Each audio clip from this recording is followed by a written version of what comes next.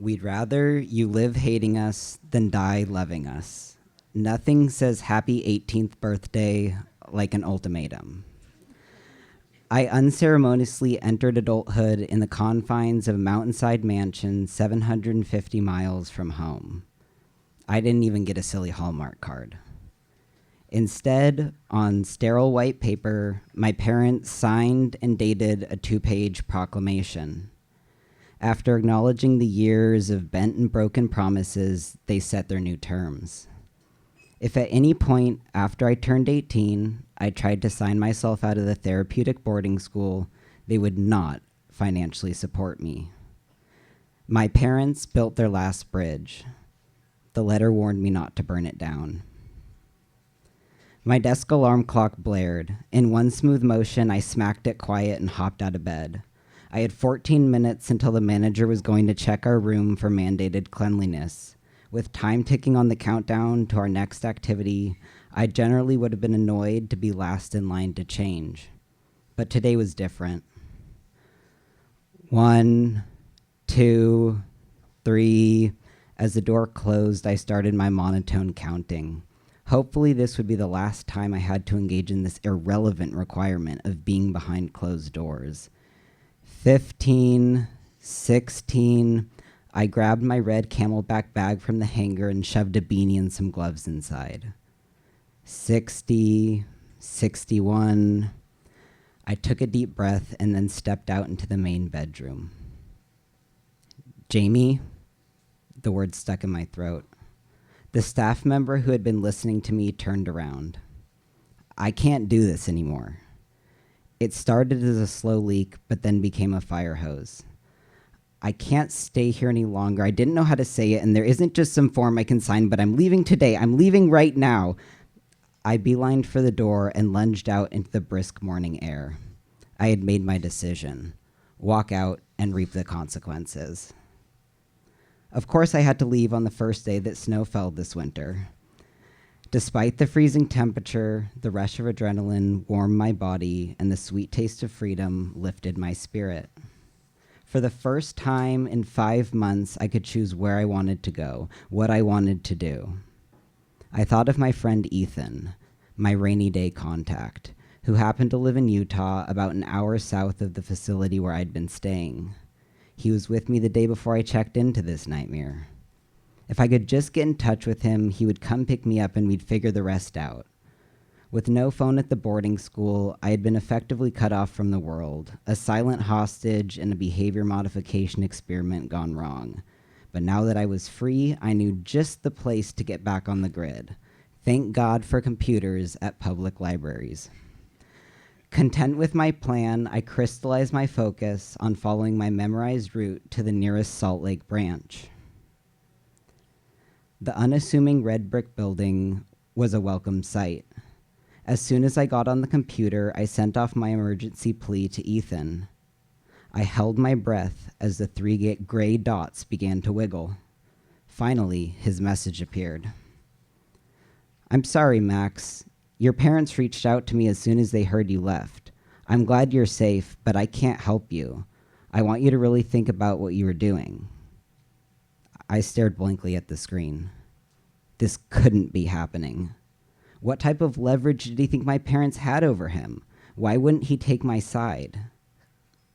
With plan A off the table and the first dagger of betrayal in my back, I turned my attention to internet research. If I could just find a means of transportation to get back to San Diego, then I could still end up on my parents' doorstep and beg to resume life as normal. They might be able to write boundaries from a distance, but my parents' hearts had never been able to stay hardened in person. Airplane, I don't have my ID. Greyhound, well, technically I don't have any money. With my computer time expired, I started pacing through the stacks as if one of the titles would give me inspiration for a new plan. As I turned the corner of the young adult section, the library doors slid open. Stephanie, the program manager, marched over and began the hard sell. Your parents are holding their boundary. If you're stupid enough to throw your life and family away, I told them we would give you a ride to the nearest homeless shelter. Do you know how dirty those places are? The people are all prone to violence or addicted to heroin. Is that the life that you want? I didn't have the gall to talk back. This woman had always intimidated me. Plus, I didn't need a ride to the shelter. I still had time to get this sorted out with my parents. I told her I would take my chances. She pulled out a piece of paper and scribbled down her phone number. For when you change your mind. Bold assumption. I was more scared of her than the idea that I would end up as part of Utah's opioid crisis. The after-school crowd had started to fill up the library. After summoning up the courage to ask the nearest teenager if I could borrow their cell phone, I stood with bated breath as I dialed my mom for the third time in a row. I instantly choked up when I heard my mom's voice. I asked her to take me home. I told her I was scared, but I was not going back. I heard only wet, ragged breath. I tried to stop my own tears, but the silence stung too much. Warm liquid ran down my cheek. Finally, she told me she loved me, but that she couldn't talk to me until I went back to the school. Then more silence. I bit my lip, trying to hold still my trembling jaw. I love you, Mom. And then I hung up. At this point, the homeless shelter was my only viable next step to get through the night. Reluctantly, I dialed the school. Stephanie speaking. It's Max. I will take you up on the offer to drive me to the shelter. I'm sorry, Max. We actually can't do that. We can happily send a van to pick you up and bring you back here, though. Instantly, my cold despair erupted into burning anger. My cheeks flushed red and hot tears of rage flowed like lava out of my eyes. I hung up. I shouldn't have been surprised. All the adults at that school were two-faced. Now it was time to panic. I collapsed into the nearest chair and cried. Not the discreet tears from earlier, but a powerful waterfall, complete with the gurgling of hyperventilating breath. Composure be damned. I had nothing left to lose. After a couple minutes drowning alone in my panic, one of the librarians stood up from her desk and walked over to check on me. I did not have the energy to once again recount the saga of the day, and instead chose one sentence to sum up my pain. I don't know what to do because I guess I'm technically homeless now. Unlike all the other adults I'd interacted with today who'd questioned my judgment and told me to change my mind, she simply sat with me and validated my grief. All day I'd been exercising my rights as an adult, yet at this moment all I wanted was to be a kid. I wanted a parental figure to let me know it was going to be okay. Hunkering down in her swivel chair and firing up her monitor, she got to work. She called the youth homeless shelter to inquire about their services and printed me public transit directions to get there. As I profusely thanked her for her help, I realized that one thing was still missing: money. I didn't want to look a gift horse in the mouth. I refused to beg. She must have seen the anxious wheels turning behind my eyes. Without hesitation, she started rummaging through the desk drawers looking for change. I sat dazed as she left the office in search of the $2.25 I needed to ride the bus. For the last 5 months, every interaction I had with an adult was the receiving end of the stick. I guess I'd resigned myself to the fact that no amount of obedience would earn me the badge of trust. My mind didn't know how to process her selflessness. Maybe she truly believed me. Or maybe the idea of belief wasn't a prerequisite for her kindness. A chime indicated the bus would be coming to a stop. About 3 blocks of walking later, looming in front of me was a 2-story brick building. I recognized the symbol from the website. This was the place. The glass double doors at the front of the building were locked. Plastered on the window in white letters were the Resource Center hours. My heart sank and panic began to rise. I made my way around the side of the building and knocked on the back door. A few seconds later, a man with shaggy hair and a beanie opened it up. He informed me that they couldn't admit anyone else for the night. I told him I understood, but that I didn't know where to go. He must have read the message on my face, utter disbelief at the thought of actually spending the night outside. He gestured for me to wait and slipped back in. Technically, you're not permitted to loiter in the back lot, but we don't have any guards who monitor. He winked and handed me 2 blankets. So this was it. Plan Z. Literally sleeping on the street with the promise that I wouldn't get arrested for loitering. Bundle of blankets in hand, I walked towards the dumpsters behind the building.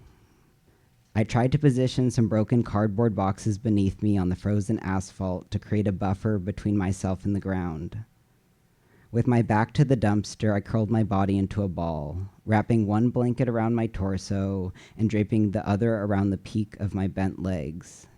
It was too cold to get comfortable. There's only so much 2 blankets and 2 layers of clothing can do against biting 17-degree air. I squeezed my eyes shut, but no sleep would come. I tried to concentrate on my parents, the warmth of home, anything to break the advance of the paralyzing chill, the numbing loneliness. It was too cold to think. Time was frozen. I was frozen. When the sky finally shifted to the pale yellows and blue of dawn, I uncurled from my ball and teetered to standing.